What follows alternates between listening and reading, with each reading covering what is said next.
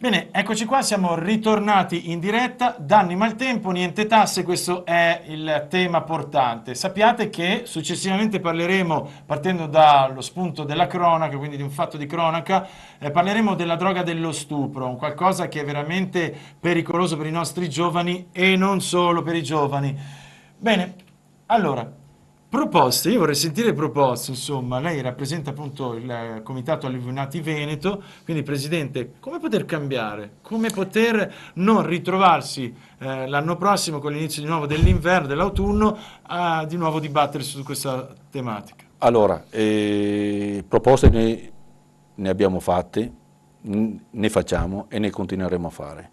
E le dico che come Comitato Alluvione Veneto, AEC, noi abbiamo costituito un coordinamento, perché siamo passati, dopo lo stato di emergenza, a creare un coordinamento nazionale. Abbiamo voluto raggruppare in un coordinamento tutti quelli che erano i comitati alluvione e terremotati Esatto, regione per delle regione. varie regioni, creando un unico coordinamento, quindi per avere più forza e più voce in merito.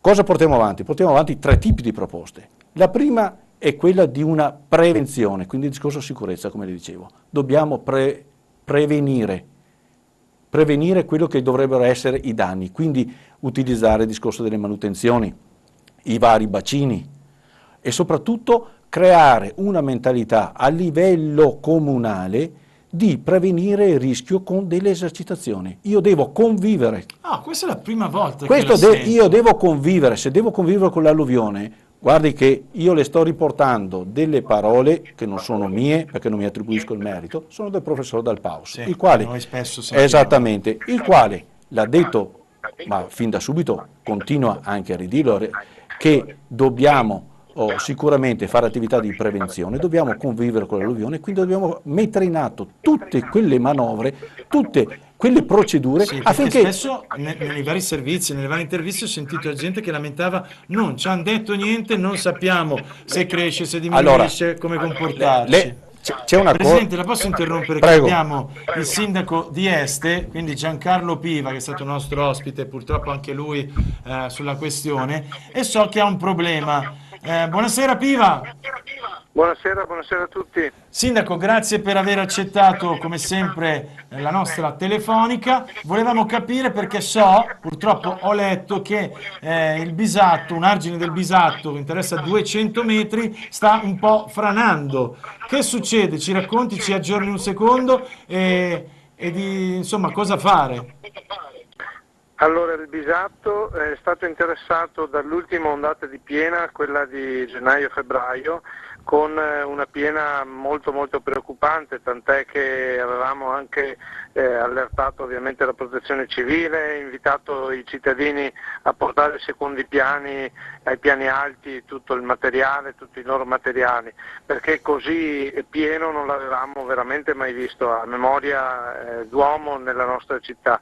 È chiaro che questa ondata di piena ha pesato molto sulle arginature e in una parte dell'arginatura, tra l'altro nei pressi del centro storico, vicino al ponte di San Pietro, c'è stato un crollo che ha interessato circa 200 metri all'interno dell'argine.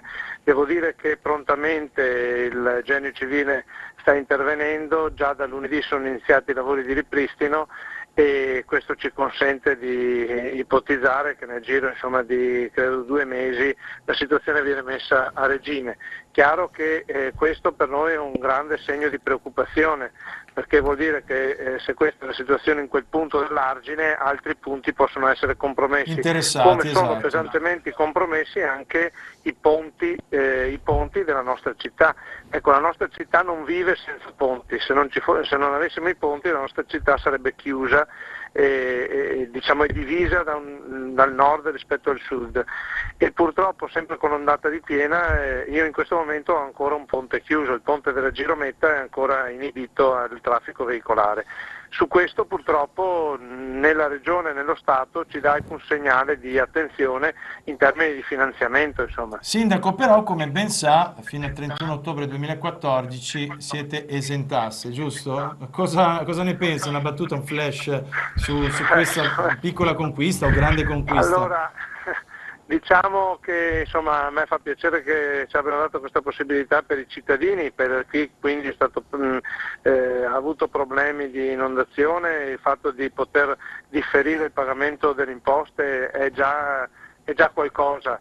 Lasciatemi dire che è troppo poco, cioè finché parliamo di differire i pagamenti non parliamo di quelle necessità economiche che consentono di rimettere in pristino le infrastrutture di viabilità e che consentono anche di dare un aiuto a quelle persone che sono state, che hanno avuto dei danni ingenti da parte del sistema alluvionale. Insomma, ecco, è una magra consolazione, chiamiamola così.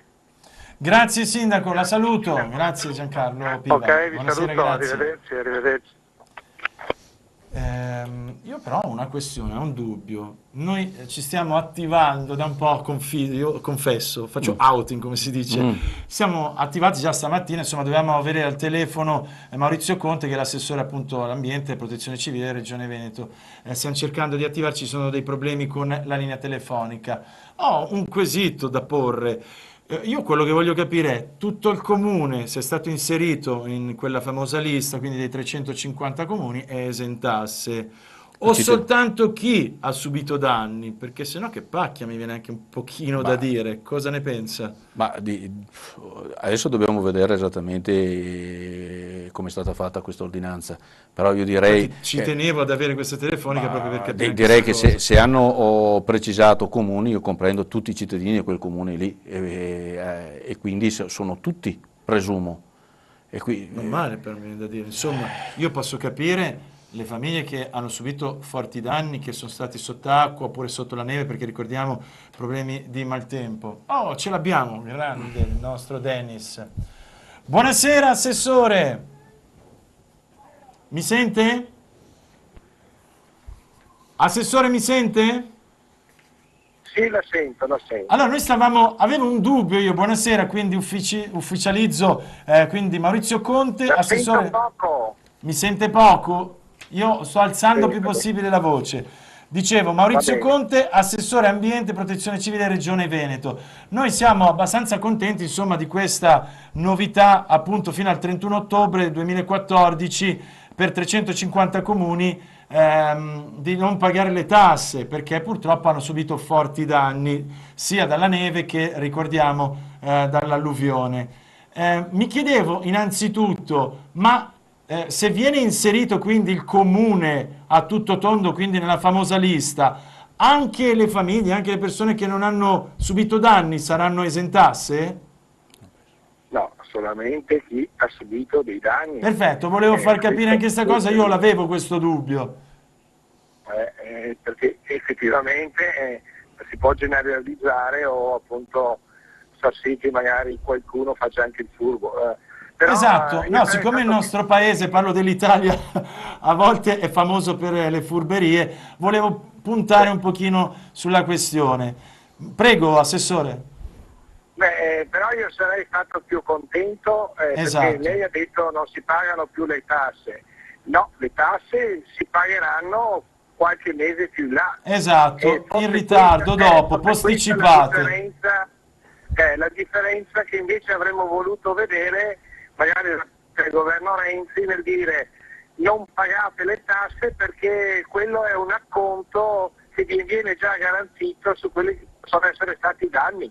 Forse questo Renzi non lo comprende, che i danni ci sono stati, la Regione Veneto ha dichiarato lo stato di calamità naturale non per appunto approfittare di quella che può essere una sovvenzione dello Stato. Noi abbiamo bisogno che oltre a quello che è stato il riconoscimento da parte del governo ci sia anche di conseguenza uno stanziamento adeguato di risorse. E questa cosa, Assessore, l'abbiamo rimarcata più volte, è quindi questa cosa del posticipare le tasse un magro contentino, giusto? Certo, è appunto un palliativo che sicuramente non guarisce il malato, questo è il discorso. Quindi dai una pastiglia per il mal di testa, ma purtroppo la malattia più grave, che è quella appunto di dover pagare le tasse avendo avuto dei danni è una cosa assurda. Invece noi stiamo pensando anche come Regione Veneto, insieme ai consorzi di bonifica, di valutare la possibilità appunto di non far pagare a chi ha subito dei danni contribuenti dei consorzi e compensarlo con delle risorse regionali per quanto riguarda il minore introito da parte dei consorzi. Questo anche per un riconoscimento di quello che può essere il... Pronto? Vi avevo detto che purtroppo cadeva la linea, c'erano dei vari problemi con la linea telefonica. Peccato, proprio sul più bello, Sì. mannaggia. Grazie comunque al nostro Dennis per aver tentato fino alla fine e grazie insomma comunque all'assessore. Peccato, rimani proprio come quando stai guardando un film sul finale. Direi che il messaggio è abbastanza chiaro, nel sì, senso sì. che tu subisci un danno, soldi non ce ne sono, quindi non ti arriveranno.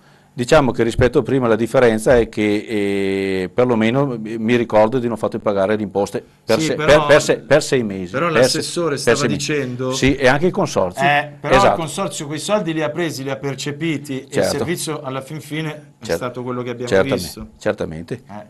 Forse bisognerebbe ridarli indietro? Ma ha mai visto qualcosa che sia stato rimborsato? Alla COP forse, alla COP. È un po' difficile, quindi su questa ultima affermazione ho qualche perplessità. Certo.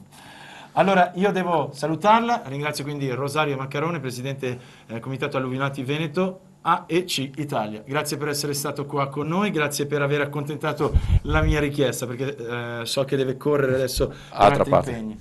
Allora, lancio il meteo e si parla di droga dello stupro, quindi restate sempre in compagnia di iReporter per te. Datemi solo il tempo di lanciare il meteo. Ecco qua, a voi. Eccoci qua a voi tutti amici del Triveneto, ben ritrovati come sempre al consueto appuntamento con le previsioni del tempo. Avremo ancora un afflusso di aria piuttosto fresca proveniente da nord, attraverserà tutta la nostra penisola. Questo vortice di bassa pressione insisterà tra i Balcani e l'Adriatico, apportando maltempo, tempo instabile, a tratti perturbato al centro e soprattutto sul sud Italia.